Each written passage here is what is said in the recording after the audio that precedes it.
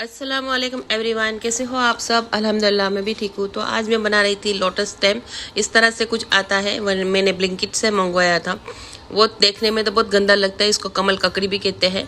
उसको फिर मैंने प्लास्टिक के जो रेप था उससे हटा के उसको छीला और छील के इस तरह से कुछ मैंने पीस कर लिए। और उसके बाद इसको बॉईल करना है। मैंने बहुत सारे मतलब 4-5 पानी से इसको अच्छे से धोया और उसको गर्म पानी में, उबलते गर्म पानी में मैंने कम से कम आधा घंटा पका लिया। उस इतना हार्ड होता है तो इसमें गंदगी भी बहुत होती है। तो फिर बॉईल करने के बाद इसका इस तरह से क्लीन हो जाता है और होल होल रहते हैं ना, इसमें काला काला दिख रहा होता है। तो फिर मैंने एक बार पानी निकाल दिया बॉईल करने के टाइम, वापस से बॉईल करा, इस तरह से मैंने क्लीन कर लिया और थोड़ा गल भी गया, लेकिन क्रिस्पी था। मतलब हार्ड होता है इतना, आधा घंटा बॉईल करने के बाद भी ये एकदम से नहीं गल गया था, हार्ड था। फिर मैंने मैदा ले लिया और मैदे में मैं इसको डस्ट कर लूँगी। इसको सारे जितने भी पीस है इसको एक एक पीस को मैं लूँगी और इसको अच्छे से डस्ट कर लूँगी और एक ट्रे में साइड में रखती जाऊँगी। इसको इस तरह से डस्ट करना है, मतलब मैदा लगाना है, उसको अलग से निकाल देना है और फिर इसके जो होल है वो बंद नहीं हो जाने चाहिए। इस तरह से सारे पीस मैंने करके रख दिए थे एक साइड में। आजकल इसका बहुत ट्रेंड चल रहा है, इसके सब्जी भी बनती है, इसका जिस तरह से मंचूरियन ने बनाते हैं वो भी बनता है। देखो इस तरह से होल दिख रहे हैं, मैंने मैदे में डस्ट किया है। फिर ये मैदे में और मैं कॉर्नफ्लावर डाल दूँगी। जैसे कॉर्नफ्लावर और मैदा दोनों डालना है और एक एक टेबल स्पून जितना डाला था और इसको मैं पानी में घोल लूँगी। इसका लम्स फ्री गोल बना लेना है, जिस तरह से स्लरी बनाते हैं ना उस तरह से पतला पतला बना लेना है और इसमें डिप करते जाना है और फ्राई करते जाना है। और मैंने इसमें चिली फ्लेक्स डाला था और थोड़ा सा ब्लैक पेपर डाला और सॉल्ट थोड़ा सा डाला था और फिर इसको अच्छे से मिक्स कर लूँगी।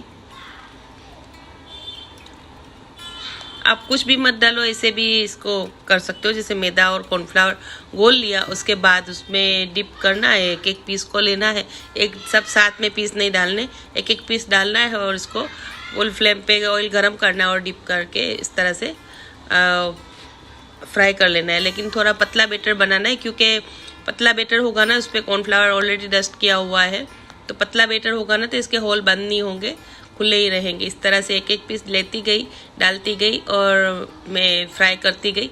अगर आप ड्राई जिस तरह से था मैदे में कोट किया हुआ उसको फ्राई करते हो, पूरा ऑयल भी ख़राब हो जाएगा और इसकी कोटिंग भी बराबर नहीं होगी। इसलिए इस तरह से कोटिंग करने में और फ्राई करने में टाइम जाता है और फिर बॉईल करने में भी टाइम जाता है। ये थोड़ी इस तरह की रेसिपी है जो टाइम कंज्यूमिंग है, लेकिन खाने में बहुत टेस्टी बनती है। इस तरह से हर कैफ़े में भी मिलता है आजकल तो, और आप घर पे भी बना सकते हो।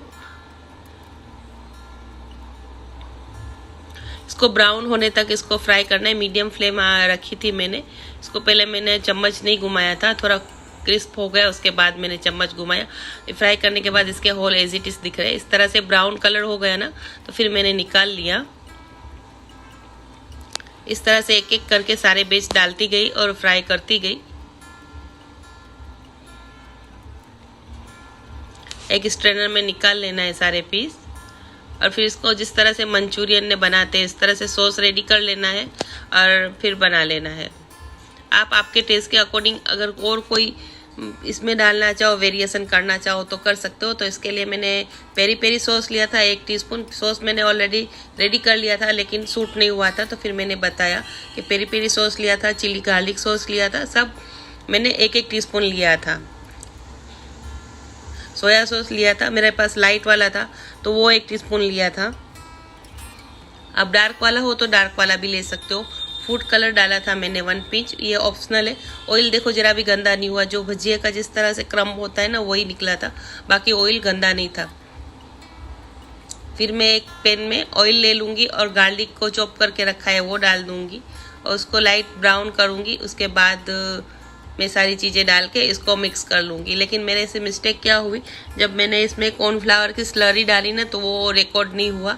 तो फिर बाद में मैंने बताया एक वीडियो में कि कॉर्नफ्लावर की स्लरी डाली थी मैंने। जब बन गया ना उसके बाद 1 टीस्पून कॉर्नफ्लावर लिया था, उसमें 2-3 टेबलस्पून पानी डाल के स्लरी बना ली थी और डाल के फिर मिक्स करके इसको सोते कर लिया। उसके बाद मैंने निकाल लिया था, लेकिन वो मेरे से सूट नहीं हुआ। इसे गार्लिक हो गया ना ब्राउन, उसके बाद मैंने कैप्सिकम डाला, सारा सॉस डाला और लोटस स्टेम जो है वो फ्राई की हुई वो डाल के टोस्ट कर लूँगी।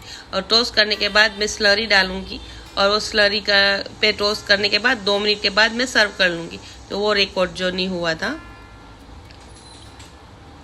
आप इस पे ग्रीन अनियन भी डाल सकते हो, स्प्रिंग अनियन, और कोई वेजिस डालना चाहो तो वो भी डाल सकते हो। और इसी तरह से मैंने बनाया, इस तरह से भी बना सकते हो। इस तरह से मैंने साइड में बताया कि मैंने स्लरी डाल के इस तरह से टेक्सचर हुआ था। इसके ऊपर फिर मैं सेसमी सीड डाल दूंगी और सर्व कर लूँगी। तो आज की रेसिपी कैसी लगी कमेंट करके ज़रूर से बताइएगा। मेरी रेसिपी ट्राई करते तो मुझे फीडबैक ज़रूर से दीजिएगा। अपना ढेर सारा ख्याल रखिए, मुझे अपनी दुआओं में याद रखिए। मिलूंगी मैं अगले वीडियो में, तब तक के लिए अल्लाह हाफिज़।